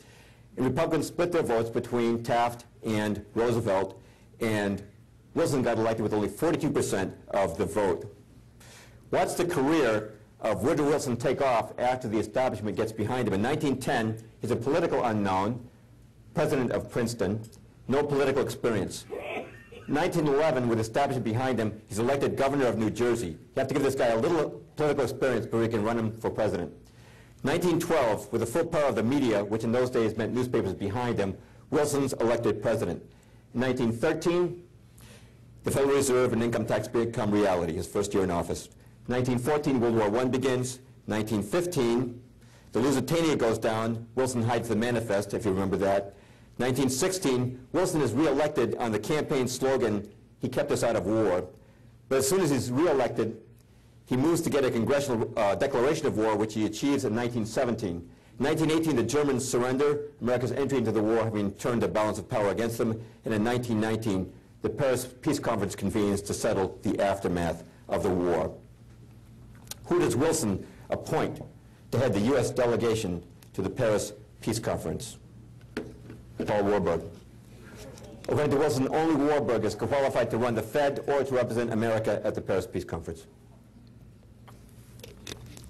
Who does Wilson appoint to be his economic advisor at the conference? Bernard Baruch, the same man he made those pledges to before running. And always at his side, Edward Mandell House, the banker's front man. Now, Wilson's chief proposal, of course, at the Paris Peace Conference, the one he's most famous for, was the League of Nations. Many people think he originated that concept. He did not. It originated with House, who we see here at the Paris Peace Conference, and the bankers. Ray Stannard Banker was Woodrow Wilson's official biographer. He said this: practically nothing, not a single idea in the covenant of the League was original with the president. Charles Seymour, who was House's official biographer, said, Wilson approved the House draft almost in its entirety, and his own rewriting of it was practically confined to phraseology. Now, what were the bankers after? They were after a world government. Now, some people might say, Mr. Perloff, you said at the outset these establishment guys wanted an all-powerful world government. I got news for you. The League of Nations was not all-powerful, man. It was very weak. That's right, because the bankers understood a principle. If you want to boil a frog, you got to put him in lukewarm water, and he'll never know he's been boiled. You start with a weak world government, because in 1919, there's no way the sovereign nations of the world would have put up with an all-powerful world government. But how did America react to the Versailles Treaty that created the League of Nations? Well, the Founding Fathers, in their wisdom, had said that no president can make a treaty on his own. It has to be ratified by the Senate. The Senate did not approve of Wilson's idea of the League of Nations, and they refused to ratify the Versailles Treaty, so he didn't enter the League. How do the bankers respond? They're still in Paris. They are ripped when they find out that America's not going to join the League. So they held a series of meetings hosted by Edward Mandell House, culminating with a dinner at the Majestic Hotel in Paris. And at this last dinner, they resolved to form a new organization in the United States that would so change the climate of opinion here that would enter the realm of world government. And that organization, the Council on Foreign Relations, incorporated in New York City 2 years later. Now then, if you look at the original membership roster of the council, you'll find something interesting. Almost every man on it was either a banker or an attorney for J.P. Morgan and Company. For example, the founding president was John W. Davis, who was Morgan's personal attorney. The founding vice president was Paul Cravath, attorney for J.P. Morgan and Company. The founding chairman was Russell Leffingwell, partner in J.P. Morgan and Company. Now, don't you think it's kind of odd that a foreign policy association should comprise solely bankers and lawyers working for J.P. Morgan? Well, they thought it looked a little funny, too. So they decided to add a few college professors to the ranks. But guess what? The professors all came from universities indebted to J.P. Morgan and Company for large endowments. They're all screened, and they're all men that they knew they could count upon to attend meetings of the council, then return to their campuses and tell their students that if America were truly civilized, she would join the League of Nations. Now, eventually, the Rockefellers brought in their people, and David Rockefeller was the chairman for many, many years, is still the honorary chairman of the council. Now, how does the council influence American foreign policy? One way is through its books. It's many books on foreign policy, which are generally, you can count on them getting good reviews in the New York Times book review section. Also through its journal, Foreign Affairs. Now, most people never heard of Foreign Affairs, but you know what? Time magazine calls this the most influential journal in print. It's like the Bible of the State Department. It's said that if you want to know what American foreign policy will be doing tomorrow, just read Foreign Affairs today. But the most important way, I'm sure, that the council influences American foreign policy is by directly supplying cabinet-level personnel for Washington. At the time I wrote The Shadows of Power, that was 20 years ago, at that time, when Reagan was president, even at that time, 14 secretaries of state, 14 secretaries of the Treasury, and 11 defense secretaries have been recruited from the ranks of the council. You're not talking about a huge organization. In the days of Kennedy, only about 1,000 members. It is up to about 6,000 now. Bill Clinton picked 12 cabinet members from the council. Virtually every CIA director and Fed chairman has come from the council. If you want to know how the current candidates stack up, the Washington Post this year published a list of their top security and foreign policy advisors. For McClain, 18 out of 34 belong to the council. For Obama, 10 out of 23, and for Hillary, 14 out of 21. So if any one of them gets elected, you can expect you're not going to see too much change. Now, what foreign policy programs has the council actually created? Let me take 3 examples from right after World War II. What was the successor organization to the League of Nations? The United Nations. Now, what I was told in public school was this. My teacher said, well, boys and girls, here's how the UN got started. After World War II, all the nations of the world were really sick of war. So they decided to get together and form an organization that would stop war. That's not how it happened. It was started with a group called the Informal Agenda Group. It's a group of Council on Foreign Relations members. If that title sounds bland and innocuous, it was designed to be that way because they didn't want any snoopy congressmen prying into what they were doing. But they drew up the original plans for the UN. They called in 3 attorneys, all members of the CFR, who approved of it and said it would be constitutional. Then they had an audience with President Roosevelt, who also approved the plan and announced it to the public the very same day, and then made that the central priority of his post-war planning, establishment of the UN. And when the UN was founded in San Francisco in 1945, 47 of the American delegates were members of the council. It was a CFR show all the way. How about the Marshall Plan, the post-war plan to help Europe? People will say, well, that was started by General George Marshall. He announced it at a Harvard commencement speech. That's what it says in your history book, and he did announce it at a commencement speech at Harvard, but it had nothing to do with planning it. Actually, it was all laid out at a study group at the Council on Foreign Relations with David Rockefeller as its secretary. Originally, they were going to call it the Truman Plan and have President Truman announce it. But after some deliberation, they said, you know, if Truman announces it, Republicans might not go for it. You know, they might call this a New Deal for Europe. So General Marshall was selected because they felt that as a general, he would appear to be a political neutral, and that plan worked. The plan got bipartisan support. Well, what were they trying to do with the Marshall Plan? We were told it was charity for Europe. Well, for one thing, corporations linked to the CFR were given tax dollars to send these goods to Europe. But more significant was this. The man on the left is John J. McCloy of the Council on Foreign Relations. He was in charge of Marshall Plan funds in Europe. And the man on the right is Jean Monnet, the founder of the Common Market. Time magazine called him the father of Europe. In 1947, Monnet sent his people to McCloy and said they needed money to start a European Union movement. McCloy turned over unlimited Marshall Plan funds, what were called counterpart funds, to Monet's people to start the European Union movement. Those funds were used to host the first Council of Europe meeting in 1949, to found universities would advocate European Union, to found the European Union youth movement, and to fund the political campaigns of politicians who would advocate a European Union. European Union didn't just happen recently, it started back in those days, and Americans never knew their tax dollars were being used for this purpose. By the way, John J. McCloy, a true insider's insider, when he returned to the United States, he became chairman of the Chase Manhattan Bank, chairman of the Council on Foreign Relations.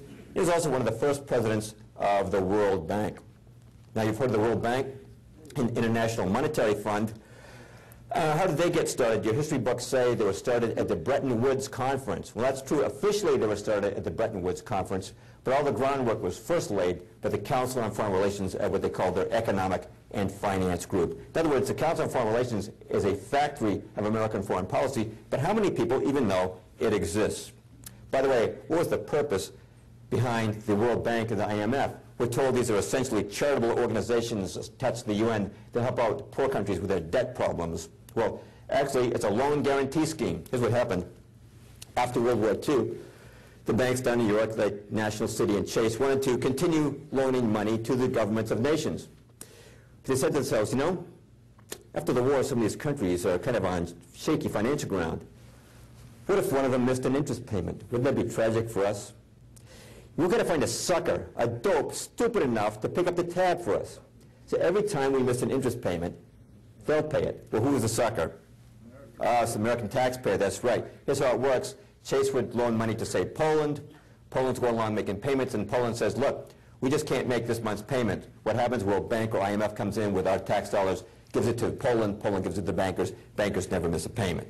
Now, if you think I'm making this up, I'm going to quote Jesse Helms, Senator Helms, former chairman of the Senate Foreign Relations Committee, said this: the New York banks have found important profit centers, and lending to countries plunged into debt. This has been an essentially riskless game for the banks because the IMF and World Bank have stood ready to bail the banks out with our taxpayers' money. A.K. Chesterton, the noted British political observer, said this: the World Bank and the International Monetary Fund were not incubated by hard-pressed governments, but by a supranational money power which could afford to look ahead to the shaping of a post-war world that would serve its interest. By the way, it's not just about profit. You look at the Marshall Plan and all these other plans and the Fed, it's never just about profit. They're trying to move money into that machine, into that establishment structure. There's always a political purpose as well.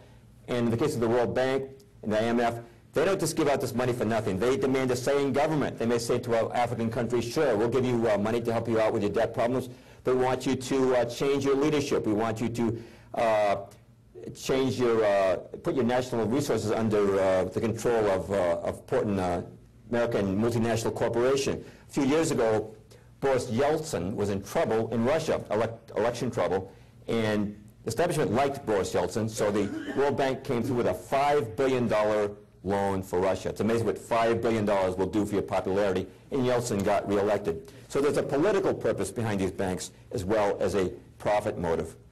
Now, I'm going to bring it up to present time to close us tonight, but before I do, I want to touch on the Vietnam War, because I don't think anything did more to change the cultural landscape of America in the 20th century more than the Vietnam War. Now, if you ask the establishment, you consult their resources, they'll say it was all a quagmire. I did a word search once on Yahoo, and if I used the terms quagmire in Vietnam, I found there were more than 1 million websites that matched those two words. What they say is it's just a quagmire, which means a bog or a swamp. They said, well, it's all the fault of the West Point guys. The military gave our civilian government a lot of bad advice, and they thought it would be a piece of cake to beat the communists in Vietnam, but they underestimated the love of the Vietnamese people for the communist leader Ho Chi Minh. So we sent 100,000 troops, that didn't work, 200,000, 500,000 troops, didn't work. The war was unwinnable, but those patriotic right-wing hawks were too patriotic to pull out. So the war dragged on for 14 years until finally we left in ignoble defeat. And that's it, it's just a big quagmire, a big mess. Well, that's how they explain it. Now let's look at what really happened. The first key to understanding Vietnam, I think, is to give it some context. Now, in World War II, we fought a two-front war in Europe and Asia. Let's give credit. were not up against any wimps. The Germans and the Japanese had tough armies, tough air forces, and tough navies, yet we defeated those two empires in 3.5 years with the help of our allies. But in Vietnam, we fought a tiny country for 14 years and couldn't win. Why was that? Well, in 1968, a group of retired military officers published an article in which they pointed out that the Vietnam War could be won in a few months.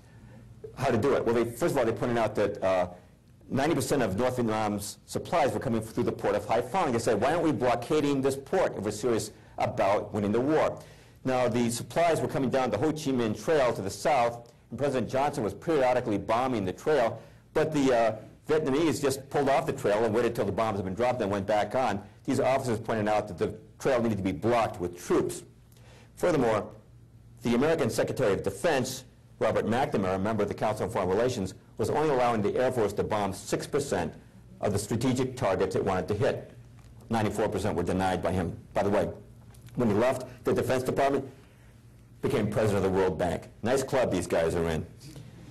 But the worst thing was probably the rules of engagement, which were not declassified until 1985 when they took up 26 pages of fine print in the Congressional Record.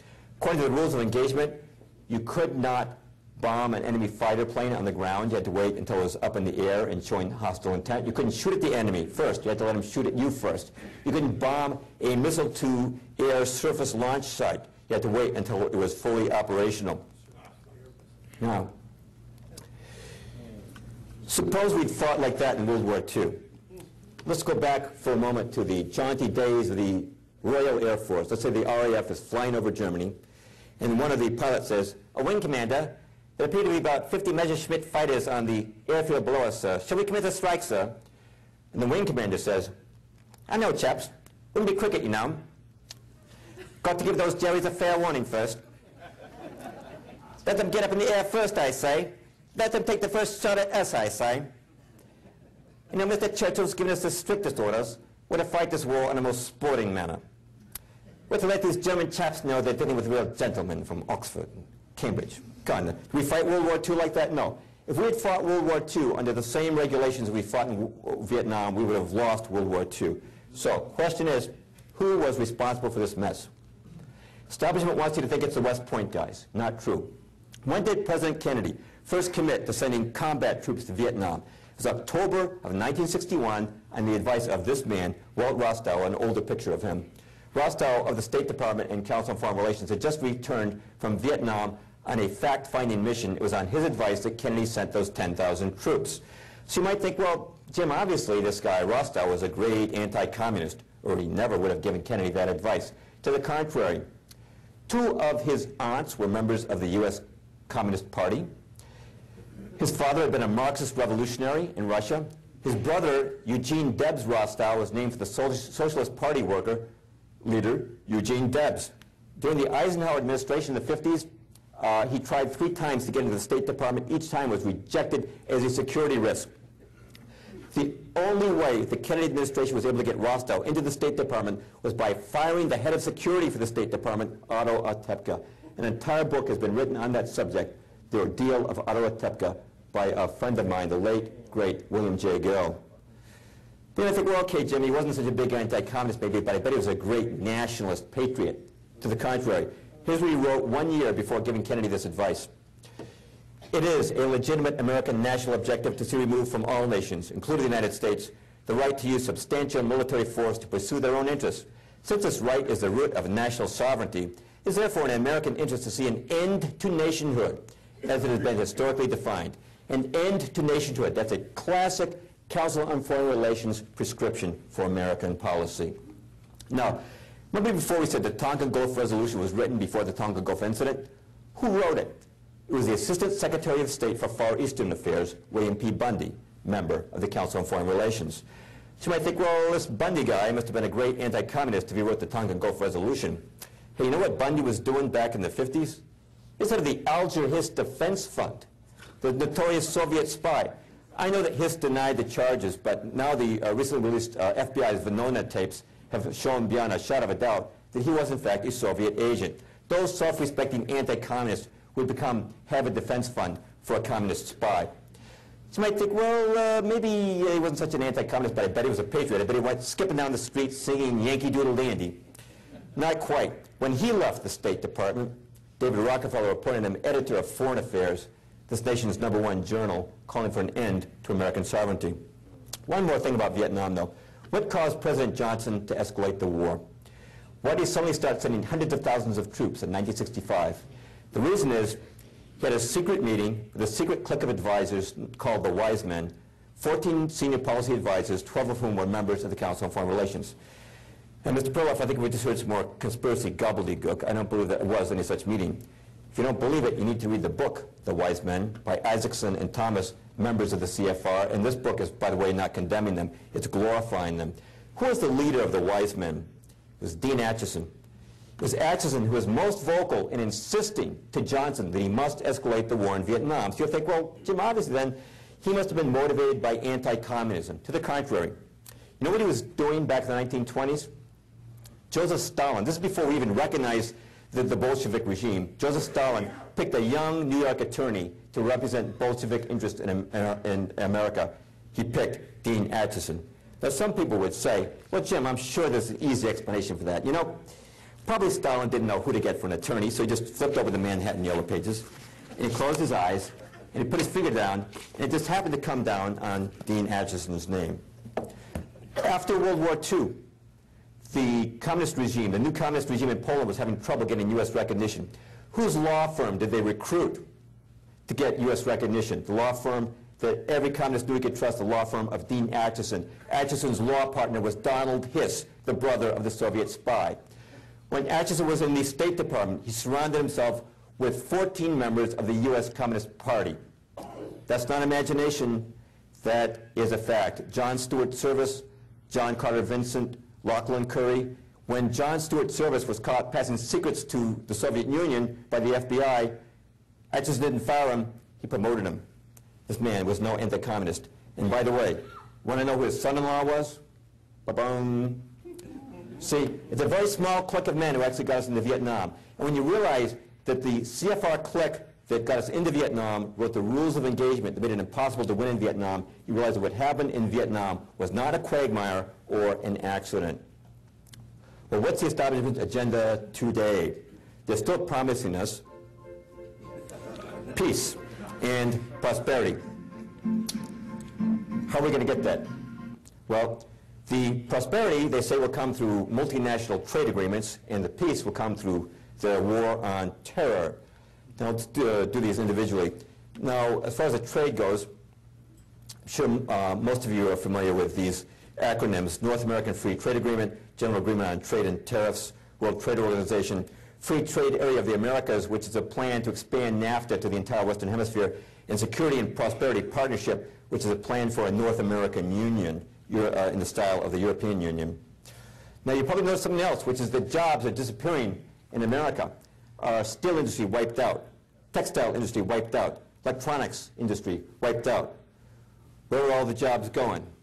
Not hard to figure out. They're going overseas, right? Why is that? I'll make it very simple. It used to be that a woman would go to Walmart, see two items, one made in America, one made in China. The one made in America would cost $5. The one from China, which had a tariff on it, would cost $4.50. And she'd say, well, the one from China is a little cheaper, but the one in America is a lot nicer made. I'm going to buy the one made in America. But then we got into NAFTA, we got into the World Trade Organization, and what these did was to destroy, eradicate our tariff structure, being that now the same Chinese item comes in without a tariff on it, and now it costs only $1.50. But the American item still costs $5. What these trade agreements did was to flood us with cheap slave labor imports. The woman now goes to Walmart, she says, well, I like the one made in America, but I can't resist a bargain. I'm going to have to buy that one made in China. What happens? The American manufacturer now goes out of business, or has to move his shop over to China. That has happened across every sector of industry here in America. Now, I taped the original hearings on the GATT Treaty in 1994, and at that time, senators swore up and down, you know, we're not going to increase the trade deficit as a result of this treaty. We're just going to export and import. It's going to flow both ways. When we passed the bill, we ratified the treaty. The very next year, 1995, our trade deficit reached a new all-time high of $103 billion, and last year, $711 billion. The biggest item we're exporting these days is our jobs. Now, how many votes does America have in the World Trade Organization? Well, when the GATT Treaty was passed, Europe got 30 votes, Africa got 35, and America got 1 vote. Our voting power is the same as the Maldives, population 200,000. What that means is these other countries can make the rules, keep our goods out of their countries while forcing us to accept theirs. But who pays for the World Trade Organization? That's right. American taxpayers pay the lion's share. They thought that was only fair. Well, America's founding fathers, you know what they would have called that? Taxation without representation. Who created the World Trade Organization? Now, do you think it was average Joes like you and me? Hey, Bob, you know, I think we ought to have a union with the Canadians and the Mexicans. Well, if that's a swell idea, let's tell our congressman about that. Do you think that's how our foreign policy originates? Do you think that we originated it? No. It's forced on us from above. Again, I taped the original hearings, and at the time of the GATT Treaty hearings in Congress, a member of the Council on Foreign Relations, Wall Street banker named Phyllis Rohatyn came down to testify on behalf of the treaty. He said that if America failed to ratify the treaty, he said the markets might react adversely. And I remember Senator James Exon of Nebraska was there, and he said, well, now, Mr. Rohatyn, we hear these dire economic predictions from you economists all the time. Nothing ever comes of them. Nothing ever comes of them, huh? That very same day, Alan Greenspan raised short-term interest rates 0.75%, a whopping increase which no one was expecting. As a result, the stock market started to plunge, and it tumbled for 4 straight days until finally, with everybody getting nervous, Bob Dole raced over to the White House, stood shoulder to shoulder with President Clinton, and said that the Congress would provide bipartisan support for the GATT Treaty, and it was passed, and the very next day, the stock market went back up. Senator Ernest Hollings, who chaired those hearings on the GATT Treaty, was very outspoken. Here's what he said on the floor of the Senate. They, referring to multinational corporations and banks, have got the Council on Foreign Relations up there in New York. If you ever run for president, they'll invite you. You can get out, you can get their contributions, you can get their support. I've been there, I know what I'm talking about. But that is what our friend David Rockefeller and all that got that steam together. It's not about jobs, it's about money. Well, they're getting rich and we're losing jobs. They're debilitating and destroying us. Well, I would take it even a step further than what Senator Hollings said. It's about more than money. It's about restructuring North America. What is the purpose of these international trade accords? Henry Kissinger, believe it, he's one of the big shots at the Council on Foreign Relations, said NAFTA will represent the most creative step towards a new world order taken by any group of countries since the end of the Cold War.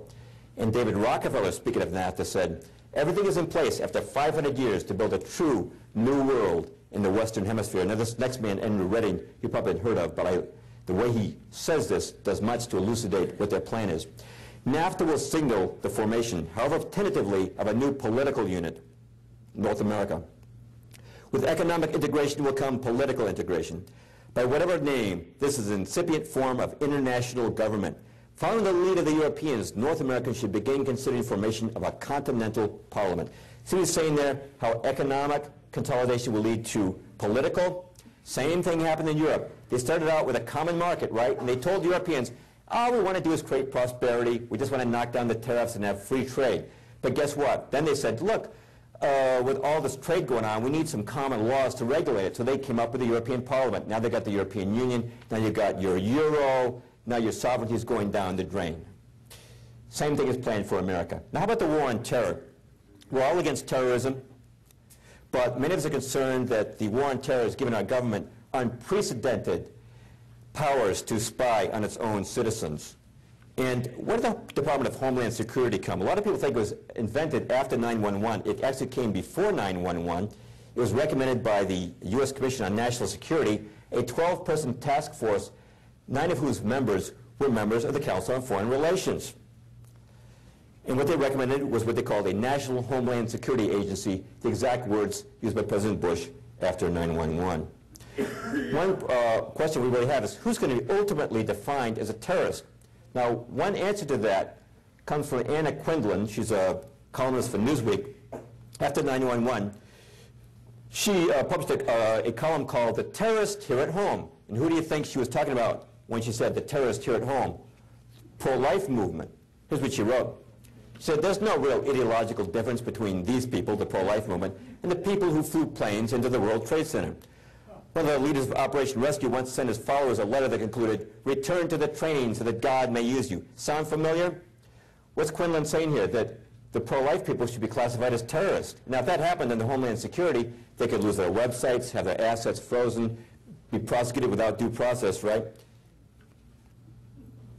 Now, there's a connection between the trade agreements and the war on terror. Yes, they're both being used to advocate consolidating the North American countries into one union.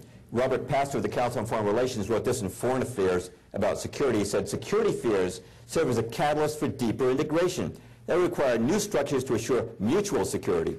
The Department of Homeland Security should expand its mission to include continental security, a shift best achieved by incorporating Mexican and Canadian perspectives and personnel into its design and operation. And so it's coming now, the Security and Prosperity Partnership of North America. Most people don't know it, but President Bush has already signed the agreement with President Fox of Mexico and Prime Minister Martin of Canada to begin the process of unionizing, creating a union with Canada and Mexico. And this was missed completely by the mass media, except for Lou Dobbs of CNN, who said this about the new agreement. He said, President Bush signed a formal agreement that will end the United States as we know it. And he took the step without approval from either the U.S. Congress or the people of the United States. We are not writing our own foreign policy.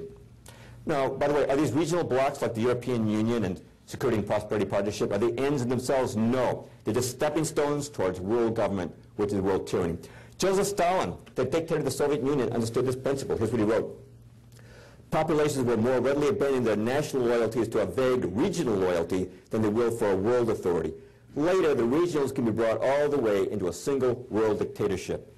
And to hear it from the Council on Foreign Relations, Zbigniew Brzezinski said this, we cannot leap into world government in one quick step. The precondition for genuine globalization is progressive regionalization. And that pretty much completes my talk, except I want to touch on one more thing. I'm going to become my own critic again. Mr. Perloff, I've been listening to you talk here all night, and some of the things you say are a little bit interesting. You know what, Mr. Perloff? There's an easy litmus test by which we disprove everything you've said tonight. See, Mr. Perloff, our founding fathers gave us freedom of the press. Freedom of speech, freedom of the press. So you can be sure there are no big secrets in America. Now, here in America, we have a lot of choices. You live up there in Boston, Mr. Perloff. You can read the Boston Globe, but if you don't like it, read the Times or the Post or any other of many major daily newspapers. If you don't like your news in a daily format, Mr. Perloff, you can get it in a weekly format from one of these fine news resources. Or if you don't like to read, Mr. Perloff, and I suspect you don't, you can get it from television news. Now, Mr. Perloff, this is a small sampling of our media marketplace. It's a marketplace of ideas. Now, are you seriously trying to suggest that all the reporters for all these media outlets missed all these stories been missing about? I don't think so, Mr. Perloff. You know what? I think you have no credibility. Why should we believe a goofball like you when we can turn to a respected source of news and information like the New York Times? I tell you, Mr. Perloff, I'll believe the stuff you've been saying the day the New York Times prints it. Until then, don't waste your breath on me, huh? All right. What about that? Well, you better believe that an establishment that's powerful enough to control our government and our banks is also powerful enough to run the media. And you better be sure they're also smart enough to figure out a long time ago that if they want their agenda passed, they're going to have to control the media that shapes public opinion. So to take the New York Times as an example, because this is not a talk on the media tonight. In the 19th century, the Rothschild sent their agent, August Belmont, who's in the upper left there. That was not his real name. They thought August Belmont would sound pretty classy. And he and J.P. Morgan offered money to Alfred Ox if he would buy a newspaper that would represent establishment interest in America. And Ox took that money, and he bought a small newspaper called the New York Times, which at that time had a circulation of just 9,000. But with the power of Rothschild and Morgan behind him, Ox turned the New York Times into the world's most powerful newspaper. He merely moved it to new headquarters, plush new headquarters, or what is now called Times Square. He was able to buy famous writers, bring them into the fold, buy up channels of distribution. But I just want to point out, the New York Times was not built on integrity, it was built on money. And from Ox, the ownership passed on to Sulzberger, Dreyfus, and Sulzberger, all members of the Council on Foreign Relations. And if you look at the Times editorial history, you'll find they've consistently supported the policies advocated by the CFR. For example, when Paul Warburg was up for vice chairman of the Fed and congressmen were making noises about this guy, the New York Times published an editorial saying what a great patriot he was. The guy next to Fidel Castro there is New York Times reporter Herbert L. Matthews. It was his articles in the New York Times that persuaded Americans that Castro was not a communist, but was actually the George Washington of Cuba. Matthews, member of the Council on Foreign Relations. The man in the lower left, Leslie Gelb, New York Times editor, one of the key figures behind the Pentagon Papers, which demoralized America so much during the Vietnam War. So you might think, well, maybe Gelb will expose the CFR. Not likely. He was its president for 10 years, still as president emeritus. When you talk about the New York Times and the Council on Foreign Relations, you're talking about two faces of the same institution. They are not going to expose each other. What looks at first like great diversity actually is not. Our Boston Globe up in Boston is owned by the New York Times, just as the Washington Post owns, Post Company owns Newsweek, just as Disney owns ABC News, just as CBS owns the big publisher Simon & Schuster. Or take a look at one corporation, AOL Time Warner owns America Online, Time Magazine, Warner Brothers, CNN, Turner Broadcasting, HBO, Sports Illustrated, 130 magazines not even listed here. If you take all the movie chains and major radio networks, TV networks, major magazines, newspapers, and publishing houses, most of them are owned by about a dozen corporate entities which interlock at the top with membership in the Council on Foreign Relations. My final quote confirming this comes from David Rockefeller himself, who said this at a dinner in 1991. We are grateful to the Washington Post, the New York Times, Time Magazine, and other great publications whose directors have attended our meetings and respected their promises of discretion. For almost 40 years, it would have been impossible for us to develop our plan for the world if we'd been subject to the bright lights of publicity during these years. But the world is now more sophisticated and prepared to march towards a world government. We shall never again know war, but only what?